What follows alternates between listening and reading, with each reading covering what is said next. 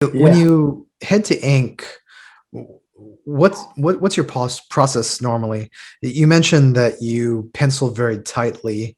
I do. Once you head to ink, I mean, you mentioned rapidographs. Are you mostly using technical pens? Um, I like dip pen. I like a Hunt 102. I like using a G pen, a Japanese G pen, and nibs. The problem with them is that they take a long time. Uh, they're not as efficient. I love. I mean, there was just something I'm sure a lot of artists could. Something about sitting there, whether you like the brush. I don't have the hand for the brush. I don't have the feel for the brush. I need to feel the point of the tool on paper, especially since I kind of press down very hard and I kind of have a problem with really grip. I white knuckle it. I read about a cartoonist who was talking on Twitter about how they had to get a mouth guard because he would uh, he would clench his jaw so much from anxiety while working that it would hurt. I have the same problem. It's kind of like I feel like I'm going through a curve, or like uh, when a car, I forget what it's called when a car hits water and starts to slide. Like But hydroplaning? yeah, I feel like I'm hydroplaning when I ink. When I'm penciling, I feel like I don't know. It's that I feel like I'm shoveling snow. I know what I have to do, and there's a certain amount you got to get it done, and you can fuck around and clean it up, but you'll get to a certain point, and then when the ink comes in, I used to really beat myself up about having to have a perfect line or get it right the first time. And then, you start learning when you meet other cartoonists and stuff. Everybody does something different to get to that line. There are people who do things that they have a perfect line because they they edge out their line in rapidograph and fill it in, which I was surprised to hear about a certain artist. That's not a knock. It's beautiful. But I always thought everybody just goes in there with the comic book style of a brush or a pen. Boom, they're done. They have one line and they move on. Now you can watch people work, which is amazing to watch people's, TikToks or their YouTube videos. I don't have. I would love to have more time and sit there, but you can watch something like the Monben show, which shows manga artists interviews and process and working on their comics, and sitting there and watching. God, I've lost his name, but the guy who hosts the show did 20th Century Boys, and I'm blanking. I can rattle this stuff off a lot better when uh, Monster and but what's the one that I really like? Pluto. And watching him ink is just, and they talk about their process. Junji Ito did an episode. The woman who did Princess Jellyfish is an episode. I mean, it's amazing to watch the techniques, and you don't even have to like somebody's art to be able to learn something from what they do. It's kind of like I used to say, if you walked into like Hot Topic was like a nauseating store in a lot of ways. I mean, I was too old to enjoy it. I would have loved it as a kid, I'm sure, but as an adult, I found my favorite jacket in a Hot Topic. The whole place, I couldn't stand anything in it, but in the back, I found a Dr. Martens plaid jacket that I loved. So you can learn something from any artist, any creator, even if you don't like their work, because they might have an insight or a technique that works for you anyway. And being able to see people do their work now is just, it demystifies the industry. And if there's one thing that I've always liked doing when I talk at conventions or on panels or to students, it's demystifying things, everything from how to deal with your contracts. I'm not a lawyer, but the fact is people don't like to talk about that. Contracts, page rates. Sometimes you're just never going to win because you're not friends with the editor, or you're never going to get hired because you're not friends with the editor, or, all the, sometimes it's, I mean, I guess I talk, I'm seen as negative and bitter by a lot of people. I'm not bitter. I can be negative, fuck sure. But I think that if a few people in the industry come to things from the other side, the non-teen comics, everything's great side, you can, you need to learn those things too, because every cartoonist gets ripped off when they start off. I got ripped off.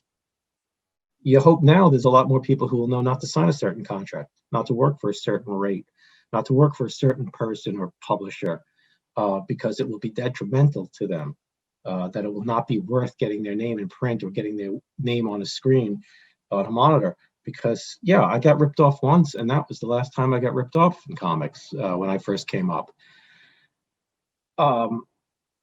Inking, to me, is like etching in stone. So it took me a long time to realize that, while I don't want to be sloppy when I ink, I want to be exact and make sure I'm working on the line that I want to work on. Also, that if I don't have pencils down, it's kind of like building a house without a structure, without a plan, without having the posts and whatnot. If I'm making it up in ink, I'm going to fuck it up. I need to have pencils underneath there. And the tighter they are, the better it is for me. But sometimes you can't go super tight because you really have to get something done. My camera is probably not good enough to show pencils for something that I'm working on. I don't know. Can you see this at all? This is a fun strip that I'm doing for my Patreon. It's fairly tightly penciled. This was done in blue pencil, erasable blue pencil, and then I'm penciling over it to tighten up my line. When I'm sketching, I will often sketch. I'm redoing a deadline cover of Fugazi that I did back in the day, as a commission for someone, and I'm reworking it in red pencil, and then I'll be going over this in blue pencil. Then I'll be printing it out and choosing the lines that I like best when I do a hard pencil for inks. If I'm comfortable with the subject, like if I'm doing a milk and cheese drawing, I'm not going to have to do super tight pencils. I can gesture, do gestures and stuff. But if I'm doing something like a superhero drawing for somebody, or I'm doing a cover and I don't know the characters, or I'm doing something with a lot of detail and figure work and a background, definitely a background, I'm going to have to sit there and really pencil it, and it takes me quite a while. I was talking to Mike Mignola after I did a Hellboy story for Hellboy Weird Tales, the first and only time I've met him. And we had a really interesting talk about process and stuff, because I was asking him questions while we were talking. I mean, I wasn't pestering him, but we were talking. He was asking me about something. I said, how do you? And he said that he says his process in a nutshell is he pencils slow and inks fast. And I get it, because you pencil hard so you know where everything goes, but you ink quickly so that you try to retain some of the energy, and also so you don't stiffen up too much. I mean, I can tell when I'm over worrying a page.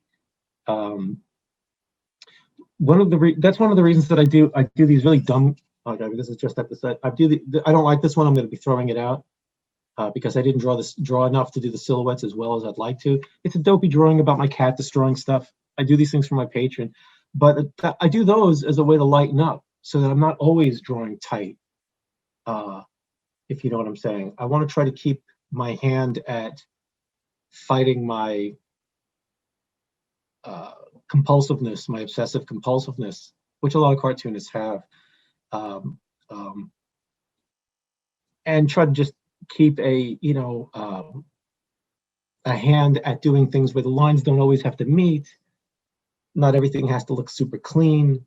Just get the joke across and don't worry about it. Don't worry about, don't worry about the background being concise. Just have fun and knock out a little autobio cartoon or a page of them. And that's something that I'm trying to keep going. I'm doing something on my Patreon where I'm drawing this experiment where I'm doing a horror comic. I have no idea I have a little bit of idea now, but I've done about 75, 80 panels. I'm doing them on index cards, and I'm drawing them almost without pencils, and until a theme sort of broke out. But it was a way to just keep my hand in, literally, at drawing without too much thought, without overburdening myself with the process. And it keeps me a little looser when I approach an actual drawing. I don't normally get asked questions on technique and stuff like that, so I would have had some examples, but everything I have is either I can't show it or it's. I mean, this is just some jerky drawing. I mean, this is an example of a small thing that I'm just doing for myself. I draw these little cartoony versions of horror characters, and I was selling them in October. And there's some blue pencil and then some regular. This is not a tight drawing for me. It's for a good inker. A good inker would go in there and just finish the whole damn thing in, like, I don't know, 10 minutes. It's amazing to me to watch all the people who can just post drawing after drawing. Francesco Francavilla and Becky Clune and all these people, and all these people whose work I don't even know. They've got 2 drawings a day, watercolor drawings. Man, I just, because of my arm and because of my brain, I can't. I don't like showing off finished work. Sometimes I'm embarrassed when I really have to not compare myself to other people. People like your work for you, if you know what I'm saying. It's like, you might not think you're attractive, you might be socially awkward, but the people who like you for you, not for what you wish you were going to be. And it's the same, wish you were, for whatever problems you had growing up from your parents.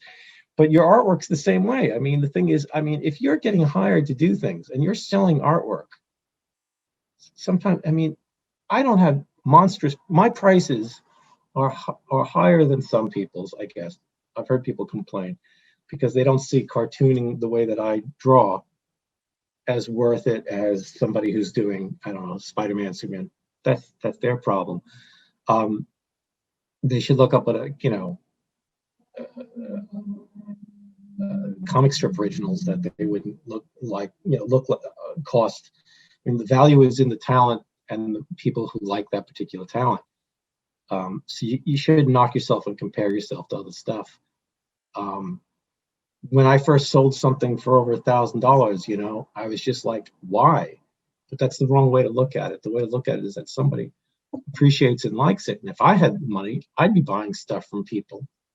So why wouldn't people buy stuff from you? You have to value yourself and look at yourself the way that others look at you as far as selling art, which I know a lot of cartoonists have issues. They don't know what to price their work as. I have big problems with that. It's hard to put a value on what you see yourself as, especially if you grew up with somebody who didn't like yourself.